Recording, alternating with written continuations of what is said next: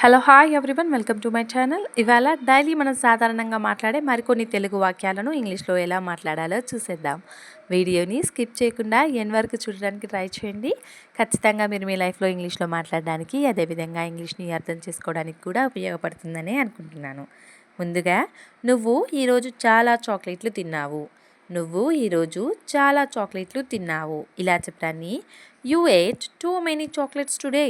You ate too many chocolates today అని చెప్తూ ఉంటాము. యు ఏట్ అంటే నువ్వు తిన్నావు అనే అర్థం వస్తూ ఉంటుంది. తర్వాత ఆమె స్టవ్ ఆఫ్ చేయడం మర్చిపోయింది. ఆమె స్టవ్ ఆఫ్ చేయడం మర్చిపోయింది. ఇలా చెప్పడాన్ని ఇంగ్లీష్లో she forgot to turn off the stove. She forgot to turn off the stove అని చెప్తూ ఉంటాము. అంటే ఆమె స్టవ్ని ఆఫ్ చేయడం మర్చిపోయింది అనే అర్థం వస్తూ ఉంటుంది. షీ ఫర్గాట్ అంటే ఆమె మర్చిపోయింది అనే అర్థం వస్తుంది. తర్వాత ఈ పట్టణంలో అతనికి ఎన్ని పెద్ద హోటళ్ళు తెలుసు. ఈ పట్టణంలో అతనికి ఎన్ని పెద్ద హోటల్స్ తెలుసు. ఇలా అడగడాన్ని ఇంగ్లీష్లో how many big hotels does he know in this town. How many big hotels does he know in this town అని అడుగుతూ ఉంటాము. అంటే ఈ టౌన్లో లేదా ఈ పట్టణంలో అతనికి ఎన్ని పెద్ద హోటళ్ళు తెలుసు అనే అర్థం వస్తూ ఉంటుంది. How many big hotels does he know అంటే అతనికి ఎన్ని పెద్ద హోటళ్ళు తెలుసు. ఇన్ దిస్ టౌన్ అంటే ఈ టౌన్లో లేదా ఈ పట్టణంలో అనే అర్థం వస్తూ ఉంటుంది. తర్వాత ఆమె ఇంకా మేల్కొనే ఉందా. ఆమె ఇంకా మేల్కొనే ఉందా. ఇలా అడగడాన్ని is she still awake. Is she still awake అని అడుగుతూ ఉంటాము. అవేక్ అంటే మేల్కొని ఉండడం అనే అర్థం వస్తూ ఉంటుంది. తర్వాత అంతా కలిసి మొత్తం తినేశారు. అంతా కలిసి మొత్తం తినేశారు. ఇలా చెప్పడాన్ని ఇంగ్లీష్లో all together ate everything. All together ate everything అని చెప్తూ ఉంటాము. అంటే అంతా కలిసి లేదా అందరూ కలిసి మొత్తం తినేశారు అనే అర్థం వస్తూ ఉంటుంది. తర్వాత పాపకు దెబ్బ తగిలింది. పాపకు దెబ్బ తగిలింది. ఇలా చెప్పడాన్ని ఇంగ్లీష్లో the kid got hurt. The kid got hurt అని చెప్తూ ఉంటాము. తర్వాత భోజనం దాదాపు తయారైపోయింది.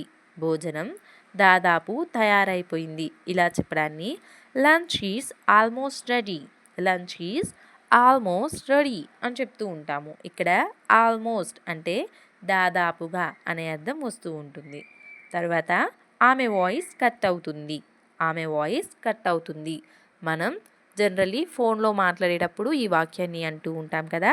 ఇలా చెప్పడాన్ని ఇంగ్లీష్లో her voice is breaking. Her voice is breaking అని చెప్తూ ఉంటాము. తరువాత అతను ఆమెను చూసి చూడనట్లు వెళ్ళిపోయాడు. అతను ఆమెని చూసి చూడనట్లు వెళ్ళిపోయాడు. ఇలా చెప్పడాన్ని ఇంగ్లీష్లో he passed by as if he didn't see her. He passed by as if he didn't see her అని చెప్తూ ఉంటాము. అంటే అతను ఆమెని చూసి చూడనట్లు వెళ్ళిపోయాడు అనే అర్థం వస్తూ ఉంటుంది.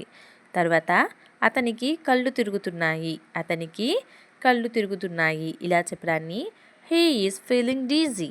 హీ ఈజ్ ఫీలింగ్ డీజీ అని చెప్తూ ఉంటాము. తర్వాత నేను నవ్వితే ఆమెకి కోపం వస్తుంది. నేను నవ్వితే ఆమెకి కోపం వస్తుంది. ఇలా చెప్పడాన్ని ఇంగ్లీష్లో if I laugh she will get angry. If I laugh she will get angry అని చెప్తూ ఉంటాము. అంటే నేను నవ్వితే ఆమెకి కోపం వస్తుంది అనే అర్థం వస్తూ ఉంటుంది. తర్వాత ఆమె ఇంకా చాలా దూరం వెళ్ళాలి. ఆమె ఇంకా చాలా దూరం వెళ్ళాలి.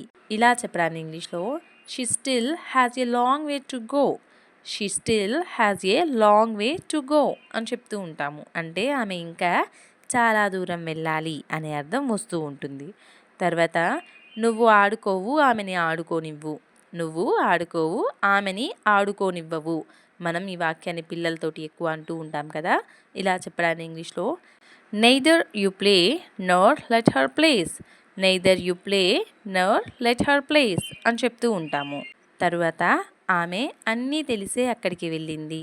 ఆమె అన్నీ తెలిసే అక్కడికి వెళ్ళింది. ఇలా చెప్పడాన్ని ఇంగ్లీష్లో knowing everything she went there.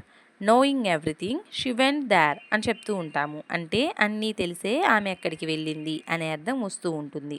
Knowing everything అంటే అన్నీ తెలిసి అనే అర్థం వస్తుంది. షీ వెంట్ దేర్ అంటే ఆమె అక్కడికి వెళ్ళింది అనే అర్థం వస్తూ ఉంటుంది. తర్వాత మేము వాళ్ళని మధ్యాహ్న భోజనానికి పిలిచాము. మేము వాళ్ళని మధ్యాహ్న భోజనానికి లేదా లంచ్కి పిలిచాము. ఇలా చెప్పరాని ఇంగ్లీష్లో we invited them for lunch.